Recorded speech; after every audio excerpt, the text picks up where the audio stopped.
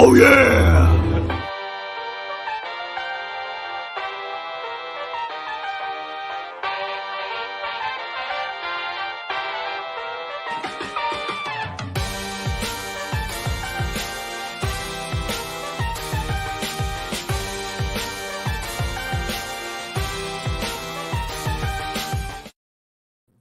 Welcome, everyone, to this edition of Fish Stripes Live. We are here tonight to preview this 4-game series, not 3, 4-game series against the Atlanta Braves down here at Lone Depot Park in Miami. I am here with the usual suspects. We have Isaac Zoot, Noah Berger, Adam Agbani, and behind the Fish Stripes logo, we have Mr. Eli Sussman. We have also at the ballpark Brent and Kevin.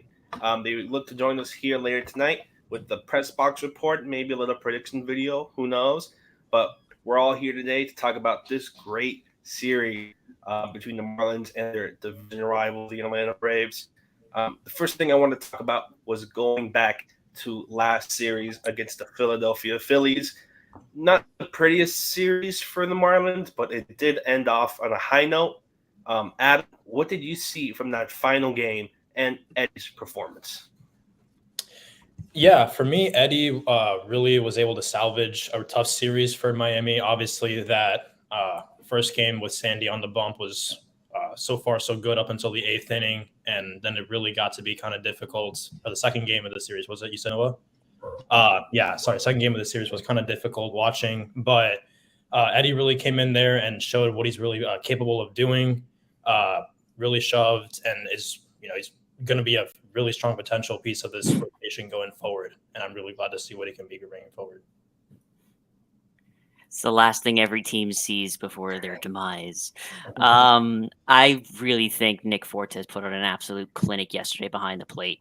He was framing like his life depended on it. And there were some crucial moments where he absolutely brought the ball back into the zone for strikes. I was a little sad when Sandy ended up giving up those runs, but you live and you die by your ace. I have no issue with him being left out there to try and complete that game. He wants to do it. It's his game to finish, and if he can't do it, then so be it. I'm glad you brought that up because I had not even thought about that. Having obviously followed the game live and having been through that same experience several times this year where he pitches deep into the game, it's a close game, he has a slim lead, and almost every time the Marlins, to their credit, have trusted him to get through those situations. And in this case, even though it went horribly wrong and like in an instant blew up on him, I think almost everybody was on the same page with that. Like they were fine, just given how he has proven himself again and again and again. And also pointing out, of course, that their bullpen has never been a strength this year, and it's not particularly intimidating right now. That I think almost everybody was on the same page in that situation. That's usually not the case when you have what was a really deflating loss, or would have been a deflating loss if there was anything actually on the line anymore at this stage in the year. So it was unusual that was not much of a controversy, that we've reached this point where Sandy has really totally established himself as much as he has to this point in the year, where I think almost everybody was on the same page about that, as even though, of course, that made the difference between winning and losing that series is getting through that inning, and he wasn't able to. That's a good point that he brought up there. I think Tanner Scott has just proven to us that he just loves messing with everyone's emotions. I think the main reason why it wasn't much of a controversy is that it was such a manageable pitch count the whole game, and he was in the 8th inning at 80, 90 pitches, and usually at that point, depending on what type of standard we got, he's usually at 110, and that's when it becomes a controversy on whether or not to keep him in. So, yeah, like you said, no one was complaining that he was kept in. I didn't even think of it as a thought to take him out because, like, obviously not. He's at 80, 90 pitches in the 8th inning. No shit, you're going to let him stay. So that was a good point, Noah. Yeah, and also I want to talk about a big performance on the other side of the ball, hitting-wise, and none other than Mr. J.J. Bleday, who came just a homer shy of a cycle this is another list of Marlins who have yet to reach that feat. Eli, what did you see from JJ Bleday, and how much has he impressed you since his call up to the majors? Well, you may have seen this in an article that I put out yesterday about the cleanup spot, and that Bleday, as we record this, he's slated to start in the cleanup spot for the third straight day for the Marlins. It's been a revolving door all year.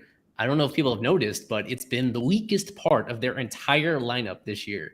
It's without precedent in recent baseball history that somehow the OPS from the cleanup spot, the strikeout rate from the cleanup spot, the on base percentage, everything is worse in that spot than any other spot in the lineup. I should say the slugging percentage. The slugging percentage is lower than any other spot. Somehow, over more than 2/3 of the season, Mattingly or whoever else is responsible for putting together that lineup, some of their decisions make sense, and yet they backfire spectacularly. Somehow they keep miscasting the wrong dudes to put in that spot in the order. And I've mentioned that because Bleday, that was the first time all year that a cleanup hitter for the Marlins reached base 4 times in a game.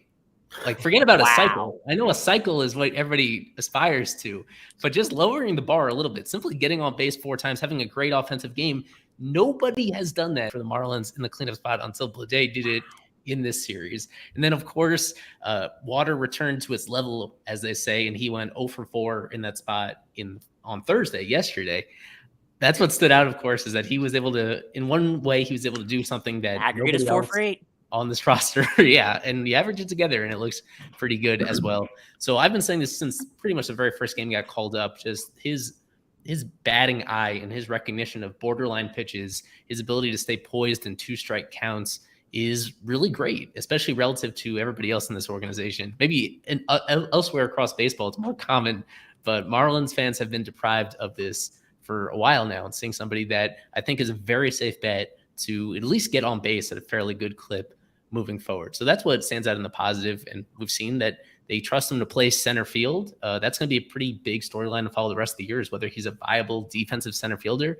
I'm not very confident in that, but he'll get even more opportunities to do it down the stretch in light of today's news with Billy Hamilton getting sent off the roster as well. So on both sides of the ball, there have been some positives. And I think overall, it's been solid. It's been solid relative to expectations. I also want to say something. Say about Miguel Rojas was putting together some quality at bats the entire series, and was just hitting it into the absolute worst spots in the infield, and just kept getting diving plays to just ruin everything. And he finally gets on base and gets picked off. I felt so bad for Miguel Rojas, but I'm shocked we've made it this far and haven't even mentioned Charles LeBlanc. Dude just hits. Mm-hmm. To stay on the topic about the number 4 spot, I was curious, Eli, how does this year's number 4 stats compare to last year's when Adam Duvall had most of the at-bats, I assume, in the first half, and then second half was probably Aguilar, I think. So, like, is it much worse than last year's? That's a good question. I can pull it up as quickly as I can over here. I know that for sure when I looked at the historical splits, and I don't even think I mentioned this, I was focused on the other stuff, that this is, in the past 30 years, there has not been a team getting a 580 OPS from the cleanup spot. This is worse than any other team in the Marlins' existence that has had such bad luck in putting together these lineups. As I stall as I'm looking for the results from last year. I know last year it was not quite the same issue at this time last year. Eli, sorry, go ahead, Isaac. No, just saying that Duvall was like, okay, for the first half of the season, I think that was a Jeopardy question. He started the most games in the cleanup spot. Right. Actually, as I pull it up now, it was indeed the complete reversal last year. The highest OPS on the team came from the cleanup spot. Wow, look at that. And 37 home runs from the cleanup spot last year compared to 9 this year. 37 to 9 year-to-year drop off in home runs from that spot in the order. Ouch. My question is, oh no, go ahead, Adam. Go ahead. Sorry, my bad. So I guess one thing I didn't want to mention, sabermetrically speaking, one of the newer trends is to you do want to be hitting your best hitter second overall in your lineup, because that's just due to run expectancy and true run value outcomes. That is the highest output to where you have your best hitter. So Trout usually hits second whenever he's out there. It's usually Ohtani for right now because Trout's hurt. For the Cardinals, it's Goldschmidt or Arenado usually.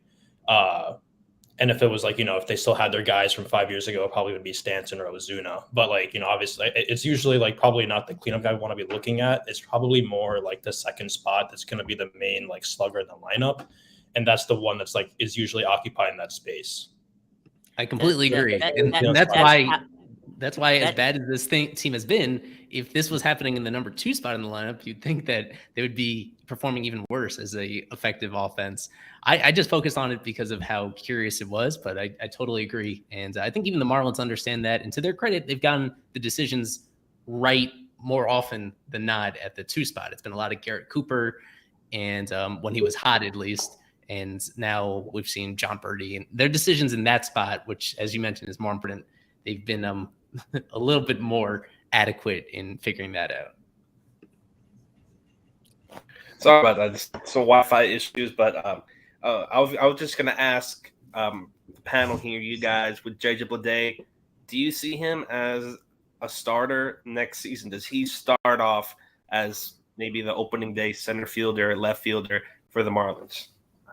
I think if he just continues doing what he's doing, which is like it's all right, decent production, I think he's in the same situation that Jesus Sanchez was in at the second half of last year, and he would be the favorite to go into spring training as a starting outfielder for the major league team. So that's a little bit encouraging. He's doing better than I thought he would, and so it must be nice for the Marlins to finally have someone that they developed, they drafted, and is putting up okay results. Obviously, we're so far from knowing if he's a true major league starter, but at least he's not completely falling on his face, which is good.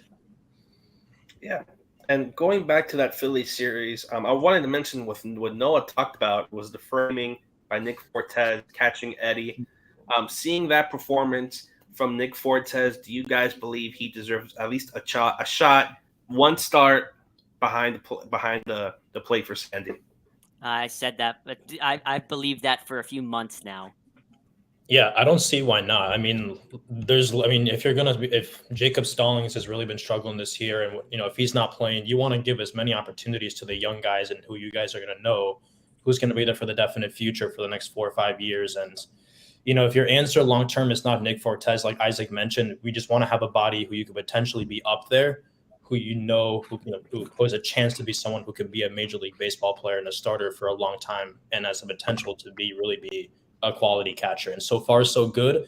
I believe Nick Fortes has deserved the option, has not deserved to not be the starting catcher on the Marlins next year. And I think it's his job to lose at this point, unless Miami goes and signs someone or something comes out of the blue here. Yeah. And just everything, just with that, another topic, really quick mentioning in that Philly series, I want to go ahead and talk about the other pitcher that performed, Braxton Garrett. Did not have probably one of his best starts in that game against the Phillies. Just 4 2/3 innings, 8 hits, 4 earned runs, 3 strikeouts. He did have 0 walks, but still one of those iffy performances. I believe, Eli, you mentioned you wanted to see Braxton go up against more top-tier competition, and he did that, and results weren't really that highly compared to other ones. Just what were your thoughts on Brax in that Phillies game? And he'll get another opportunity to try that on Sunday against the Braves in this series, and we'll see how that goes. I guess if you average them together and one of them was mediocre, I guess you could say, and the other one is solid, then all of a sudden I think you'd be feeling fine about his outlook long term. So if this being one of his weaker starts of the year and still not being awful, I think all things considered, it doesn't dramatically change my view of him one way or the other. It just felt like his slider, which has been so crucial to him this year, just felt like it didn't bite quite as sharply as it did in his previous games, and his command of it wasn't as sharp as it needed to be. So you had some non-competitive pitches, and you just had more contact against that pitch than he usually allows. No big sweeping conclusions. He's still, it's something that I guess people will focus on more so following one more start this weekend before you start worrying about his seat getting hot in the rotation. All things considered, he'll just try to shake it off next time up. It's as simple as that. And the reason why I put this on the screen, if you can't tell what this is, this was Nick Fortes getting the called third strike to end the bottom of the 8th inning. And you can look really closely at some of the fan reactions here and some of the Phillies in the dugout, all of them with their hands over their heads, because the pitch was a little bit below the zone and he got the critical call on it. That's what a good framer does. But Fortes, and you guys are putting it in the private chat, that Fortes is well above average at framing this year, 70th percentile according to StatCast in the called strikes. He's getting above expected based on pitch locations. He's, even as his bat has come back down to earth, he's just been a really bright spot of this entire season. It's been a little hard for me to understand why they can't make this playing time with Stallings a little bit closer to 50-50. As we've come out of the All-Star break, it feels like Stallings is playing as much as he ever has, including catching Pablo tonight. I was shocked when Stallings was catching Braxton that in the first game of the Phillies series, because the relationship between Braxton and Nick Fortes is one of the strongest relationships I've seen in the clubhouse. They literally are together pretty much the entire day. I was absolutely shocked that Nick Fortes wasn't behind the plate for that game. And I honestly attribute the Braxton's less than stellar performance to who was behind the plate with him. I seriously have an issue with Stallings catching Braxton. I know the Phillies are also a very tough team against left-handed pitching. With all the stuff we know about the Marlins being really bad with a 590 OPS against left-handed pitching. The Phillies actually have like a 771 OPS against lefties, which is pretty high up there in the league. So I think that was also just it was inevitable for Braxton to have one of those clunkers, regardless of who was behind the plate. If there's that big of a difference between Fortes and Stallings framing stats, and like there's no reason. It's just a night and day. Like why are we even questioning starting Stallings? It's just to be like Fortes almost every day. Yeah. Have Stallings catch Sandy and Pablo, and have Fortes catch everyone else. I got the stat wrong. He's the 79th percentile in 70th percentile in framing, 79th in pop time. I mean, he also threw a guy out yesterday. So yeah, Stallings is the 21st percentile in pop time and 29th percentile in framing. That's bad. Yeah. And I think with that, move on a little bit and talk about the injury report that came out today. I believe our very own Kevin Barral had our injury report, if it was correct. But while we get that on there, I think if you guys have seen the injury report, was there anything that really stuck out to you while we grab it, or? Well, I want to point out that this is really tough luck for Kevin, because this comes on the day where I don't have my normal computer set up. And so I'll try to grab the screenshot for him. It may take a few minutes, and we'll see if we can get on the screen. But the one day where he executed the report pretty well might be the one day where he doesn't get the recognition that he deserves for it. I guess why don't you guys go ahead? Yeah, Eli, I'm going to try and pull it up on my end too. No, so the only thing I have is Daniel Castano progressing activities. I don't know what that means. Jazz is also progressing no baseball activities. Avisail Garcia is doing strength workouts. I think those first three are just unnecessary. Tony Nance, that's relevant because he's in Miami. If I'm not mistaken, he should be activated for tomorrow's doubleheader. Poteet scheduled surgery.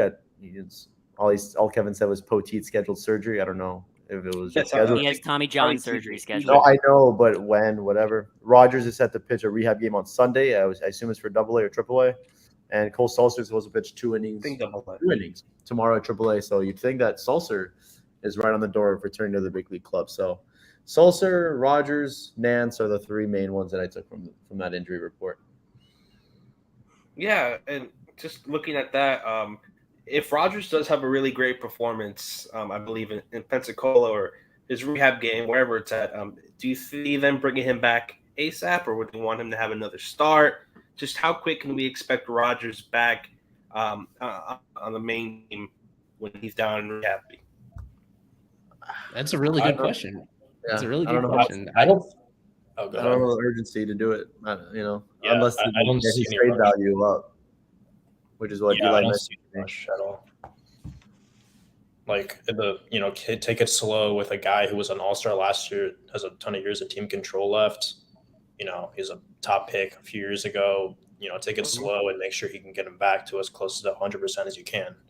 There's no reason there's nothing to contend for this year. No reason to rush him back for. Yeah, right. I think a lot of us, the understanding was that this wasn't this might not have been, an injury. This might have been like more of a mental reset for him. I don't know what he's proving by pitching at Double-A. If in fact this next start is at Double-A, I don't think it really proves that he's made the adjustments that he's needed to make. I saw that first game, and after allowing a pretty long home run his first time up, he really settled down.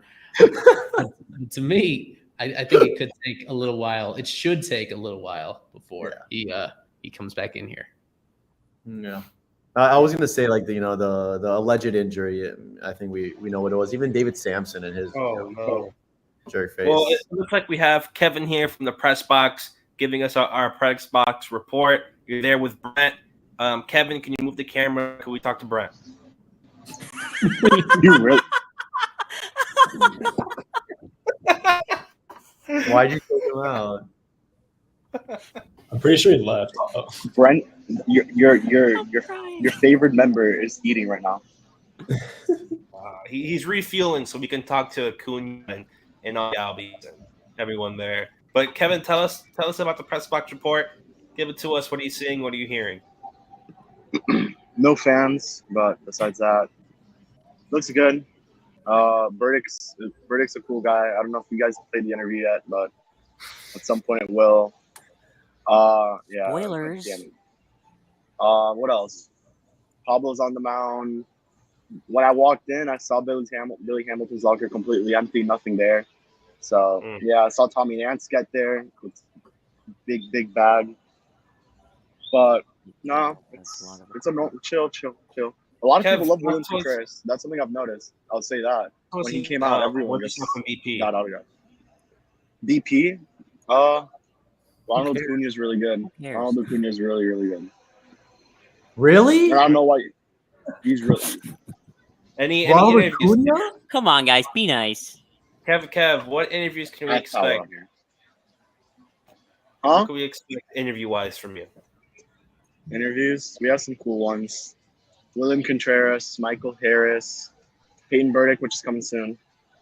Ooh. So, yeah, I'll leave it at that. We'll leave it at that. But, yeah. All right. It's good times. Eli, and then Brent, I don't know where he is. But did you send your prediction in, Kev? Eli. He did. He did. Eli has the video. Oh, all right. Not another video. It's 30. Right. It's less than 30 seconds, actually. I don't believe you. It's less than 30 seconds. Trust me. Any special guests? Yeah, we have one. Okay. All right. That's Kev with the press box report. Appreciate it. If Brent's there, tell him we miss him. Yeah. I'll tell him. He's eating right now. All right. Sorry, guys. And look, Kev, you can see your injury report. Progressing. Made it live. That's what they said. I just wrote what they said. I wrote what they said. Oh, so they didn't say the dates for the surgery? No, they just said he's setting it up. Okay. I wonder if it's the same guy who did Myers. I'd assume so. Possibly. Right? I'll ask if anything. All right. I'll see you guys soon. All right, we'll see you when you play your video for predictions. And I think with that, what Kevin said, let's talk about who came off the IL and the roster moves that went with it. Coming off the IL, John Birdie, Brian Anderson, Billy Hamilton, our king, was outrighted, and Brian De La Cruz, Noah, please cover your ears, was optioned down to AAA. What do you guys see of these moves? First off, let's get Noah's perspective on DLC. This is your guy. This is your boy ever since he was traded. What are your thoughts of him getting optioned down to Jacksonville? He let us all down. He has been absolutely terrible. He hasn't been consistent at the plate. He's been striking out too much. He's been horrific in the outfield. And it was time for him to go down. Billy Hamilton gave his life for this team, so he deserved better. I don't know if Eli is able to pull up the picture of him. I don't know if we have video, a highlight tape, but oh no, he has. I see what he has queued up. It's gonna make me cry. Not that reunited. These two, this odd couple. No, this is the right thing. Reunited in Jacksonville. You're showing the injury report. Why am I showing the injury report? That's on your computer. How's it? There you go. I just added it. There There you you go. A Yeah, dynamic duo. it's very confusing when you. The Dominican Bash Brothers. Yeah, Well, neither of them are doing much bashing lately, so Yeah. Probably will in AAA. I'm very surprised that they ended up sending him down, though. Noah and Daniel and everyone else. I didn't think they would do it. I thought they were going to let him ride the whole year. They traded for him. They're going to give him the whole season. Damn it. I think he was doing so bad that he forced their hand. Yeah, on his team. he's been a negative player all year. It's crazy. He's honestly he was doing pretty much as bad as Jesus agree. Aguilar has been doing, and Worse. this might signal the end for Aguilar too if they're showing a willingness to move on from players that are not doing well. I don't expect them to ever actually part ways with Aguilar, but it's yeah. Unfortunately, Mr. No, I think you're correct. I don't think they view De La Cruz the same as they view Aguilar. Craig mentioned it on the spaces, what he meant to the 2020 team, what he meant to the 2021 team. I think they respect him too much to part ways, whether it's to DFA him or send him down. And I counter that with saying, hey, there are some much bigger names that get DFA'd. You know, Jesus Aguilar, he's a great guy. He's not exactly, you know. Billy Hamilton gave Hayward his was just body released for you by the when you just Cubs. DFA'd him. Right. Like, at this point, are you really going to do something that's detrimental for the major league team because you don't want to make an awkward call? So it's just, and Kim Ng wasn't even there for 2020, so I don't get it, but whatever. It's just like Brian De La Cruz, like very firmly BABIP'd his way to a lucky average last year. Like he hit 296, but he BABIP'd like 380, and like his like strike to walk ratio is like. You want to know whose BABIP is insane right now? Wait, say that again. LeBlanc's BABIP right now is 515. Yeah, so if it's a pretty high delta from his average, if it's running close to his average, then it's more like confirmed that it's like his actual bat control and ability than it is just like him getting lucky. But DLC, what he did last year, the one win above replacement he did put up in 60 games, aside from the marginal defensive output he put, everything with the bat was just kind of got lucky, and it's showing this year because he's putting up a lower, like he showed up at like a more like on average on par BABIP back in the 250s, and he's like averaging to like near the Mendoza line, and he's not slugging. De La Cruz's numbers were right around the Marlins cleanup hitter numbers all year long at 581 OPS, negative 0.8. Wow, it went like doubled in the last month, like negative 0.8 WAR. Wow. Now to be fair, throughout the minors, you look at DLC's history. He had a history of running BABIPs in like close to the mid 350s, all the way up through his journey. And so I spent a portion of last year like trying to look at that and see maybe there was something sustainable there. I think what we're seeing this year is it could not have been anticipated. Like even if you were the biggest skeptic ever about him, like this has gone the wrong way, both offensively and defensively. That's been the surprise too, because the very first impression that he left on us last year was with his defense, and for him to be a negative defender in the corner spots, much less in center field as well. I mean, he has steadily like gone near the top of the list of more disappointing players. Even if the expectations weren't that high in the first place, for him to be so far sub replacement level it's a head scratcher. But he has more minor league options ahead of him. Like there's going to be opportunities for him to redeem himself in future years. It's just unfortunate that given this big opportunity this year, that he just failed to take advantage of it. I think he will be one of the players that will significantly benefit from the elimination of the shift. Because there were a lot of times this season he hit the ball up the middle, but there was a guy right there standing behind second base. Come on. I feel he will be one of those guys that will benefit greatly from the elimination of the shift. I might be wrong. I probably will be wrong, knowing my track record, but it's something to look out for. Before we head into our break, we have to talk about the man in the picture behind us, Billy Hamilton. What did you guys see for Billy and his small sample size as a Marlin, and will you guys remember him? Well, what is your Billy Hamilton Marlins memory?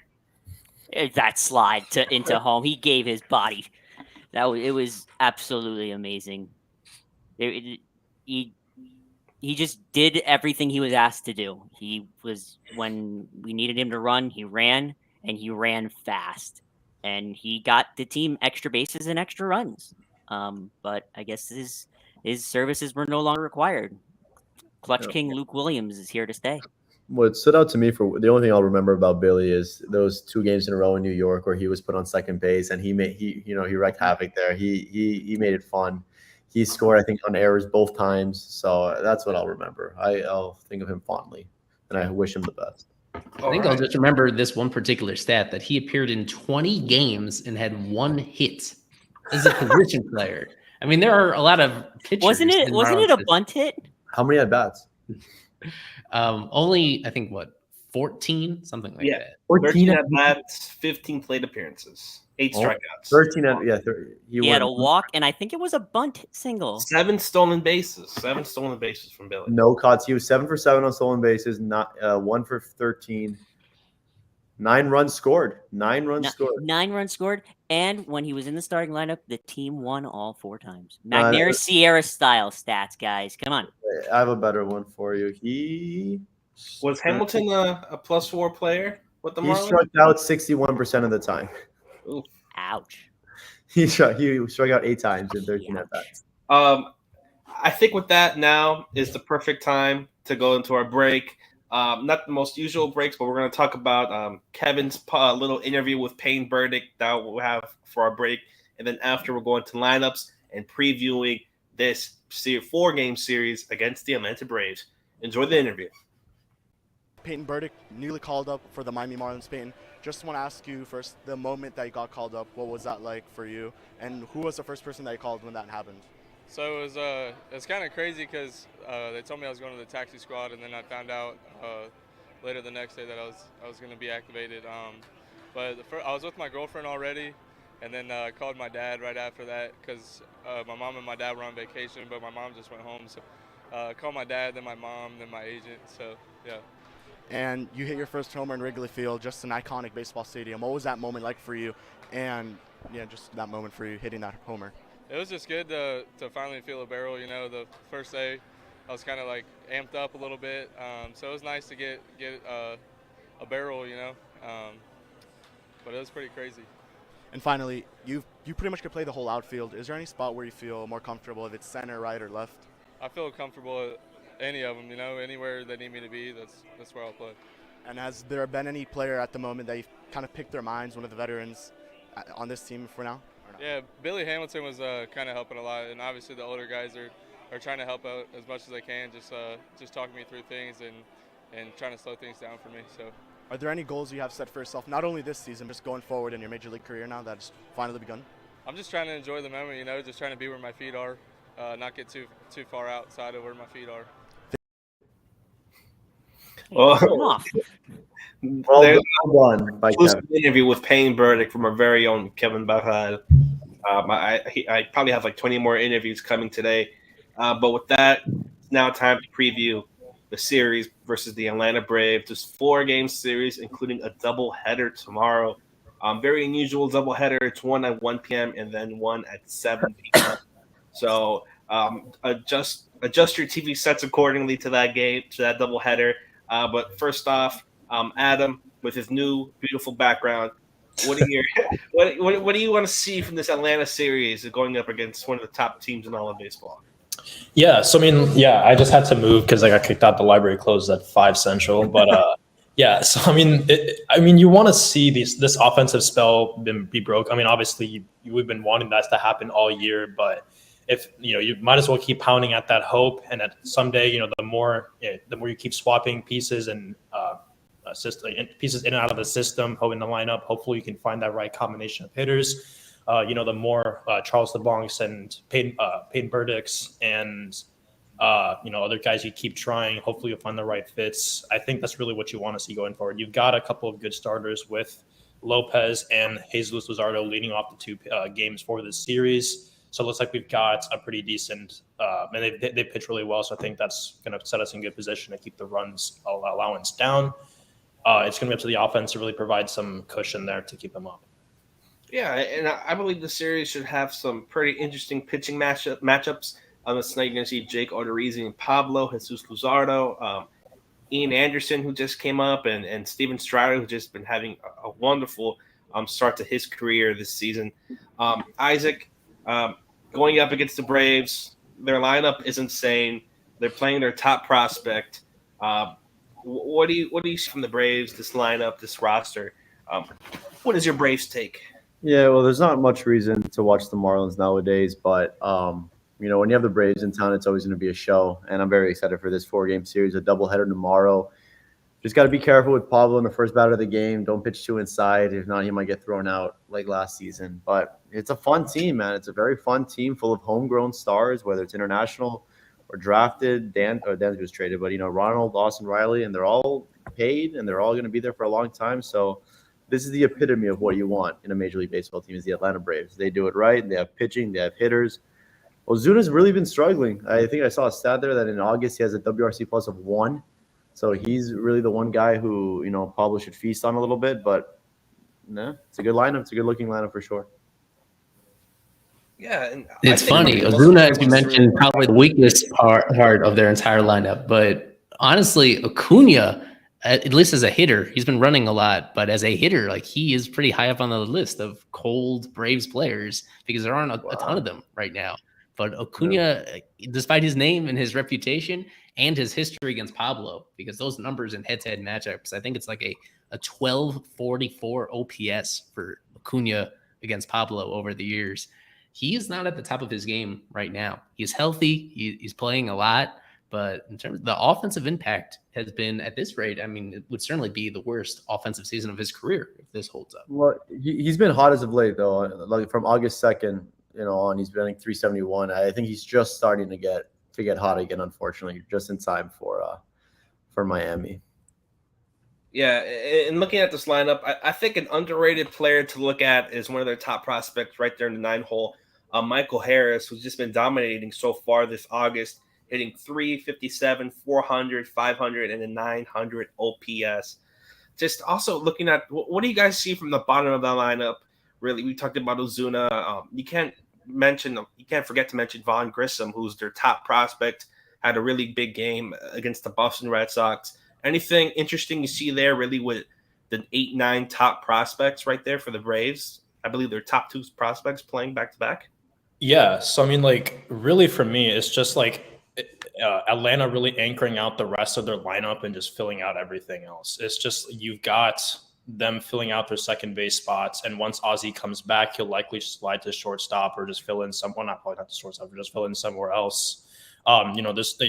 They're just going to accumulate a lot of players and a lot of guys on the diamonds. And Vaughn Grissom is that kind of utility infielder who can fit almost anywhere. And, worrying about fits is not it's not something of concern. And Michael Harris is a guy who's likely on the outside looking in for National League Rookie of the Year.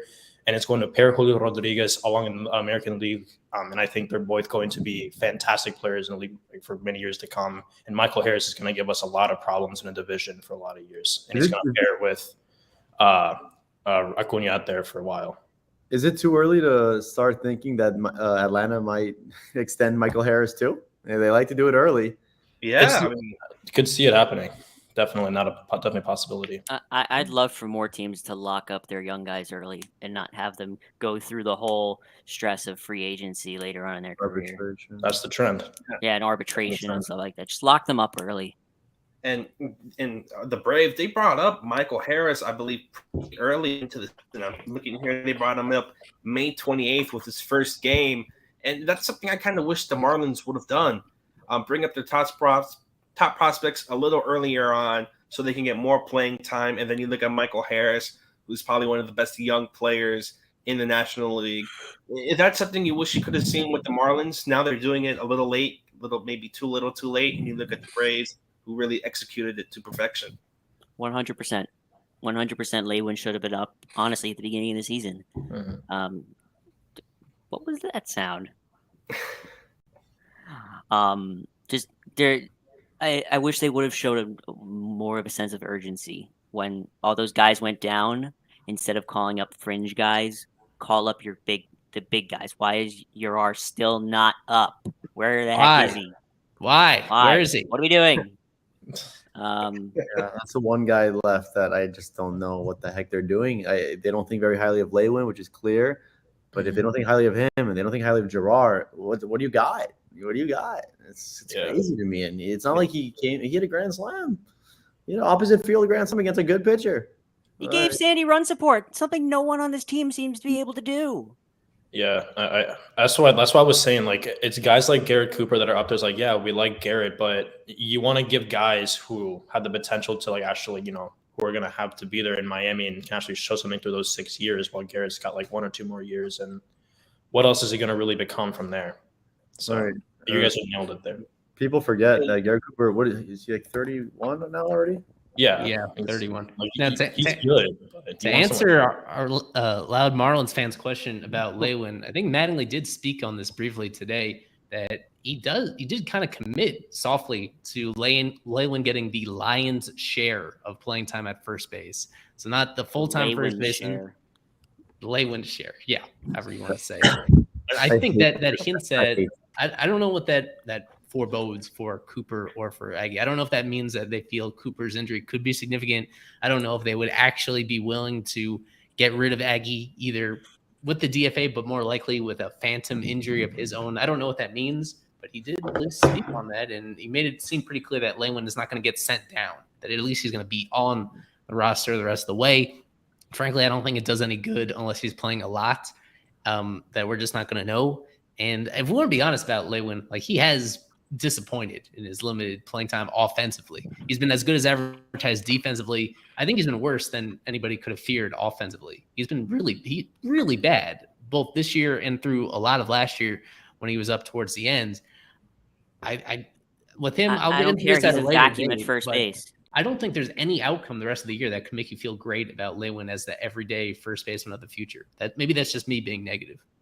I honestly don't need the offensive production from him. I need him to just catch literally everything at first base and not give away bases to the other teams like we've been doing with guys at first base, like Aguilar, who literally never runs ever. And it's very, very aggravating watching him put a ball in play and not even jog, but just walk down the line. At least sprint, do something. Show some urgency. I love the guy. He's a very nice guy. I want him off my team yesterday. Well, I think the discouraging thing with Lewin is just the complete lack of power. He's slugging under 200, and if he's gonna hit low average and strike out a lot, but hit some home runs, fine. But he's just not even doing that. He had a double. I don't know how he turned it into a double yesterday. So that was a good sign. It was an okay hit double, I guess. But other than that, was that his only extra base hit of the year? I think so. I believe so. I really wanted quick to mention something. Putting together this lineup. Oh, second. Okay. Something about this lineup. I want you guys to look at how many red spaces there are in the Braves, and then you look at the Marlins. You can count the Braves. It's more than probably 2 hands, probably 20 around there, and then you look at the Marlins, and it's only 2 red spaces. And one of them is on sprint speed. And also look at how little qualified hitters the Marlins have. With how much roster turnover, I forget the exact stat, but like they've only run out the same lineup 3 times. Mm-hmm. Yeah, there's no consistency with the most a single lineup has been run out there this season was 3 times, and it was in the beginning of the season. And you look at the Braves. They've run out 103 different lineups. Ooh. Everyone's qualified. When you look at their do not qualify, the Braves, Eddie Rosario, who was out almost the entire with an injury, and then Vaughn Grissom, their top prospect, who was just called up. And then you look at Miami, it's like multiple guys, like Joey Wendell doesn't even qualify. I think John Birdie doesn't qualify. So that really shows the inconsistencies between the both teams. Where the Braves, it's a guy who was injured, a guy who's their top prospect, and also William Contreras, who was their all-star. So yeah, I guess how does he not qualify? I guess he didn't have that many at-bats. William Contreras was an all-star this year. Yeah. Yeah, it was brother connection.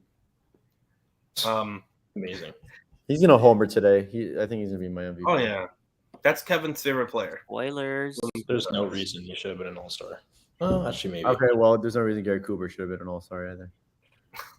Looking at this Marlins lineup really quick, I wanted to mention the 2 guys coming back, John Birdie, Brian Anderson. We talked a little bit about them, but now seeing them in the lineup, Do you guys like where they're currently at? What do you guys maybe are expecting from them as they return from the IL? Don't get hurt again. Okay, thanks. I think Donnie touched on this today. I think that BA is gonna get a lot of time in the outfield. So I think we've seen the last of Brian Anderson at third base for a long time, and that's significant. That's the position that's been his main position, other than 2019 where he spent a lot of time in right field.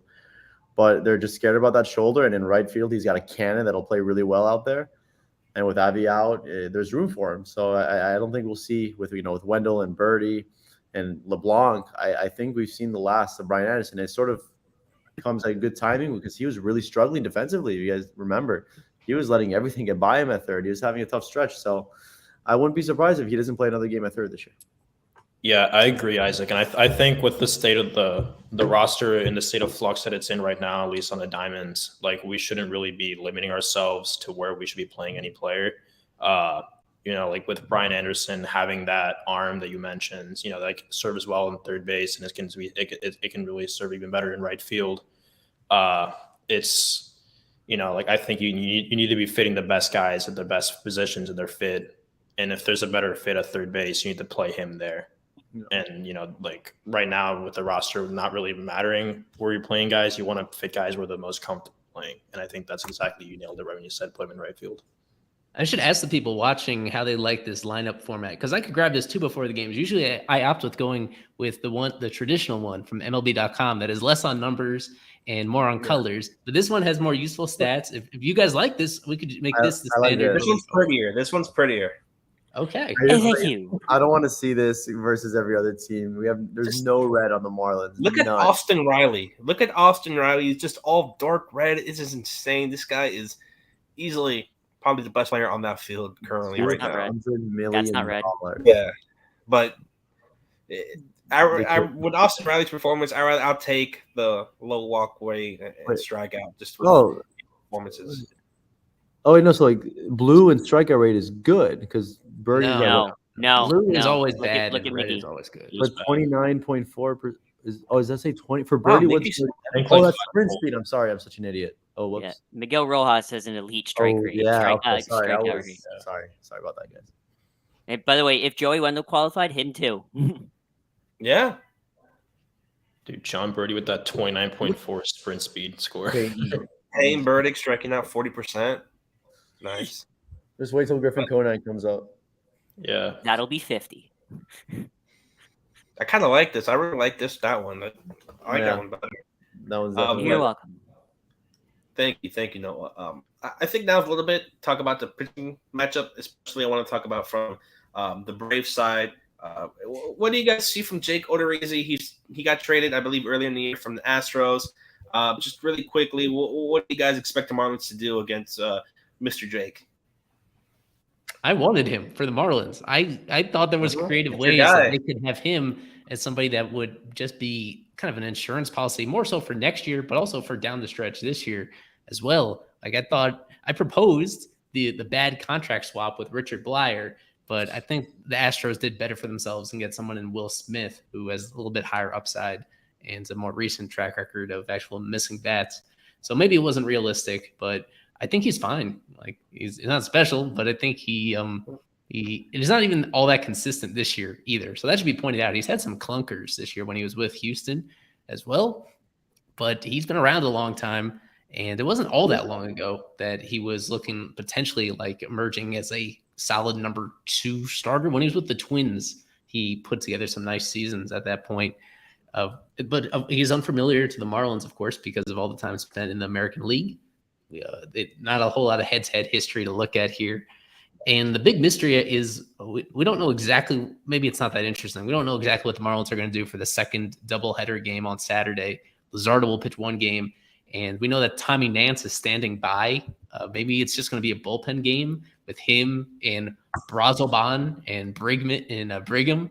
That would be kind of boring. I don't know if they really have any other alternatives at AAA anyway. So it's all the more important for them to win tonight, with Odorizzi being as inconsistent as he is, and with Pablo, as we know, when things are on for him, he's terrific. It's a pretty crucial game if they want to put together a respectable series overall.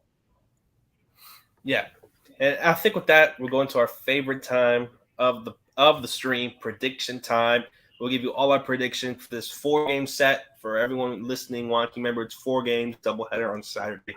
And I think we should start with Kevin's video before we look at predictions. I'm so close to you, Eli. I'm getting right there. We have Brent, Lou, Noah, Alex, Isaac, Evan, myself, and Eli. The Hey, guru. Grant's on the board. Well, that's because I dropped it down a little lower than usual, so that you could see more names. He's tied You with didn't Brent, do that almost for me. exactly. All the numbers. Should I play the video? Yes. Yeah, let's play it. Let's see Kevin's prediction. All right, Fish Stripes predictions. Fish Stripes live with Brent first time with him. This should be a fun one. Marlins 4-game set against the Braves, doubleheader on Saturday. Brent, what's your prediction? I'm going with a series split, and I'm going with John Birdie for my MVP. And I'm going to go with a series split, but Austin Riley will be the MVP. Always a Marlins killer. Just having an incredible season, so we'll end it there. Thank you guys for watching. And Alex, get into the predictions right here. Just flip the camera around. My series prediction, series split, and I'm going to give my MVP to, you know what, since you picked Birdie, since he's back, I'm going to go with BA, Brian Anderson. There we go. That's where we end it. Thank you guys. Have a good stream, boys. That was All longer right. than 30 seconds. How many home runs do you think Brent hits as a Marlin? How many do you think he can get out the park? 0. He's built like Jason Dominguez. I think Adam did perfectly. Give us your prediction for the series. Remember 4 games and your MVP. Right. So I'm going to go, let's see. I'm going to say we're going to split it 2-2 with Atlanta. And MVP, I'm going to go with El Sabanero himself, Ronald Acuna Jr. So he's my pick. I think he's going to have an amazing series. And I think he's our best player. All right. Mr. Eli, what is your prediction? I was thinking about this almost all day with the assumption it was a 3-game series, so now I have to shift my thinking because it is in fact 4 games. I will say, I think they're going to lose 3 out of 4. Only 1 win for the Marlins. Eli, you're the split guy. I'm usually the split guy. In this case, not really. It's a tough quality of competition. Series MVP. Let's go with Charlie Morton on Sunday, winning a close game. MVP. All right. No. With the surprise look, what is your prediction? I was a little shocked you went Charlie Morton. I don't know how to react to that. I'm going to go with – I'm going to say they split the series. And I think I'm going to go with J.J. Bleday. Wow. Okay. MVP. Isaac. I think they're going to lose the series. I'm waiting to see whether it's a sweep or 3 games. I'll say they lose 3 out of 4, and I think the MVP will be Austin Riley. All right. And I think we have predictions from some of our coworkers here, our colleagues. We have Grant. He has Marlins 1 out of 4. Dansby Swanson, MVP. And then Lewis has Marlins take 1 game, Austin Riley, MVP. I'm going to keep it short. I agree with Lewis. Marlins take 1 game, Austin Riley, my MVP. He's been dominant this year. Earned that contract. Marlins take 1 game, and Austin Riley's my MVP. So I do want to touch on something that was brought up in the chat just now from Anthony Stevens about Al Avila being fired as the GM of the Tigers. He'd been there for 7 years. Well, he'd been there and leading the front office for 7 years. He'd been there overall for like 20 years over there. And I think he's not alone, and other people whose the first place their mind went is that, ooh, a GM candidate for the Marlins. And I see it totally differently. I think Avila did such a bad job that I don't think you'd want him as your lead decision maker for the Marlins, but he has a history with the team before his Tiger days in their front office. He's worked like every single job you'd want to work on his way up the ladder. And I think he could be very valuable as an advisor if he was interested in that. This is something that, of course, Alex Carver has been on the top step about this, saying that the Marlins just need more brain power in their front office, that Kim, at this very moment, she doesn't have a whole lot of help given the departures of Jeter and of Denbo. And even if those are for the best, you want to bring in other baseball minds to supplement what you're doing, what you're thinking, and making your decisions. So if it's not Avila, it'd be somebody like him that I think would make a lot of sense to improve this Marlins front office. Not that Kim's job is in jeopardy. This is not a conversation for this year. It might not even be a conversation for next year. She's going to have a long leash. She has a long-term contract, but she can really benefit. And I think the organization as a whole could benefit from having people kind of like the Al Avila type around. Yeah, and I think with that, before we go, Eli, do you happen to have the super follower predictions for the series? Thank you for reminding me. I do. Let's see if my backup computer will allow me to pull them up in time. We did. So while Eli does that, remember I can't help with this one. The best price in all of baseball, all of super followers, $2.99. You'll get the best content you get here on super follow predictions, maybe a Jeopardy super follow giveaways. But with that, let's look at our predictions for our super followers. What's wrong with the original computer, Eli? It's just moving really slow. It's an old computer, and most days it works fine. But this one, the browser itself, it's hard to describe how slow it moves. And it wasn't. I turned it on over an hour before the show started, and it still was not going to be ready to do anything. So, good call, Romeo. Good call, Charles LeBlanc. If not sent down, Birdie. Good call there. Riley, sweep. Wow, JJ Bleday. All right, and then Error Encarnacion stand almost the exact opposite of Riley. We have one more hidden near the bottom there that Isaac is going to be pretty familiar with. There you go. That was all her, by the way. That was the best one. Marlins moved 3-4. Austin Riley. That wasn't me. That was all her. Spencer Strider. That's another guy I think could give the Marlins trouble. I believe he's also a rookie, correct? Yes, he is. Yeah, he's just also been dominant this year. He's their just ability to find people that are nasty. It's crazy. They're the new Rays, except they spend money on their players, so they don't trade. I mean, and they send down their guys. Ian Anderson, I believe, was sent down earlier this month. Yeah, and the Phillies, they sent down Alec Boehm last year. Teams do it, and so do the Marlins. They sent down Jesus Sanchez. DLC is going to come back. He's going to have Aaron Judge type numbers. And I think with that, it's the perfect place to end it. This is Fish Stripes Live for Daniel, Isaac, Noah, Adam, Eli, for Brent, Kevin in the press box. This has been Fish Stripes Live. And do remember this always, go fish. We got to end it off right. We got to